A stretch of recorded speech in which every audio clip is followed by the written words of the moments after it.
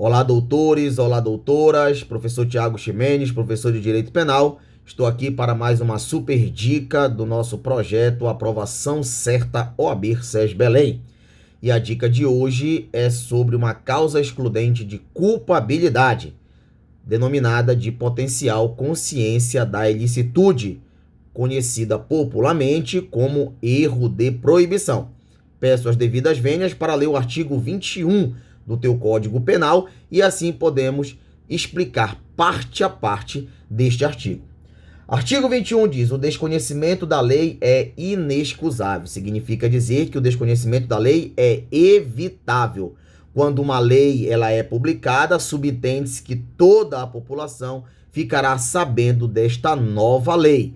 Porém, vamos continuar para que você entenda que apenas está escrito isso para que ninguém alegue o desconhecimento. Eu não sabia que existia a lei. Leis nós sabemos que existe. Então, não posso dizer que eu não sabia que determinada lei existia. Porém, existem as especificações. Vamos continuar. O erro sobre a ilicitude do fato se inevitável isenta de pena. Ou seja, erro sobre a ilicitude. Eu pratico um fato, sei que estou praticando um fato, mas o que eu não sei é que existe uma lei que pune especificamente o fato. Note, eu sei que existem leis, mas aquele fato, eu acho que eu estou fazendo tudo correto.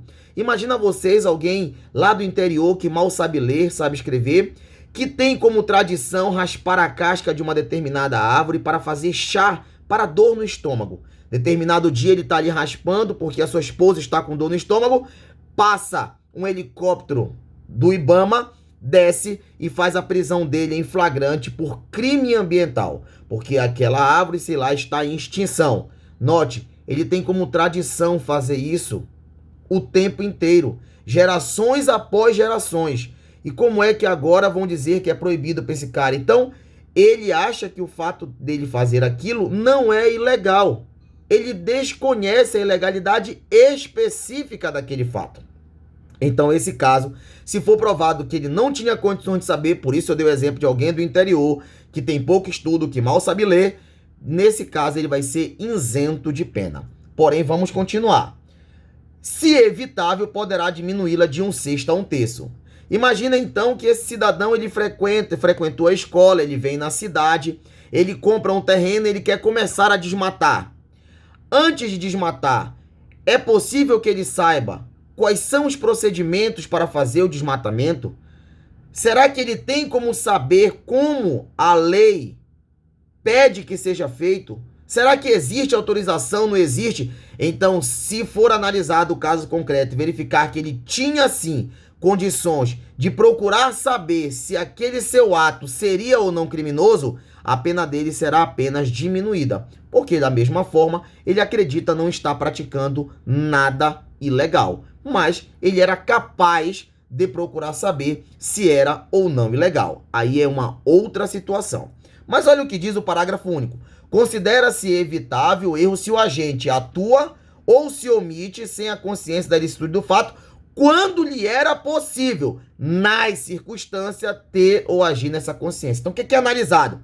A circunstância, o momento. Naquele momento ele tinha como agir? Note que eu te falei que ele vinha na cidade, que ele já tinha um conhecimento, que ele compra uma fazenda, que ele poderia, sim, antes de começar a desmatar, procurar saber como é que funciona o desmatamento, o reflorestamento, como é que ele pode explorar aquela área. Então, nesse caso, ele vai ter a sua pena diminuída, porque era evitável que ele tomasse uma decisão, que ele praticasse o ato sem antes procurar saber, de fato, como a lei funciona. Então, o macete para a prova da OAB é: verifique o erro de proibição. Eu sei o que eu faço, mas eu não sabia que era proibido. O que eu erro, o que eu sou ignorante é sobre a lei e não sobre o fato em si, sobre o cenário. O cenário ele é real, mas a lei é desconhecida por mim. Ainda temos aqui 3 tipos de erro de proibição. Quais são eles? Primeiro, o erro de proibição direto, aquele que eu erro diretamente na lei. Ou eu não conheço a lei, essa lei específica eu não a conheço, ou ainda eu conheço a lei, mas eu não conheço a interpretação. Por exemplo, a eutanásia. Professor, eu não matei uma pessoa, ela estava sofrendo de muitas dores e eu pedi para que, ela pediu para que eu desligasse o aparelho de respirar para que ela pudesse morrer, que ela não aguentava mais sofrer. Eu apenas desliguei o aparelho, eu não a matei, foi a pedido dela. Note, você acha que não matou, porque você acha que matar alguém é você executar de fato a morte da pessoa e quando é um pedido dela, você não está matando. Então, isso é um homicídio, ainda que privilegiado, mas é homicídio. A eutanásia não é autorizada no nosso país. Mas você não conhece entender a extensão, a profundidade da lei, a interpretação que é matar alguém. Então, isso é o erro de proibição direto.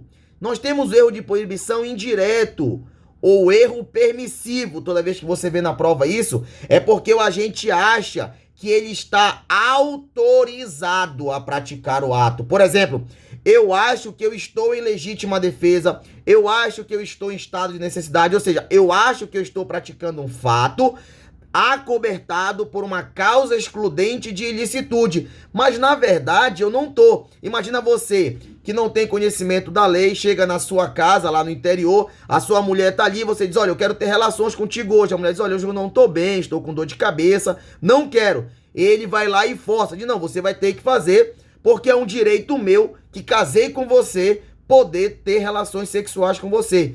Isso, na cabeça dele, ele está no exercício regular do direito conjugal dele. Mas isso não existe. Isso é estupro para a nossa legislação. Mas na cabeça dele, ele está fazendo algo permissivo. Por isso o nome erro permissivo. Ou seja, ele pensa que está permitido. Toda vez que cai na tua prova, dizendo que o cara tinha certeza que estava em estado de necessidade, tinha certeza que estava em legítima defesa, tinha certeza que estava acobertado por uma excludente qualquer de ilicitude, você sabe que esse indivíduo está sobre erro de proibição indireto. E nós temos ainda um terceiro. Olha só que novidade para vocês.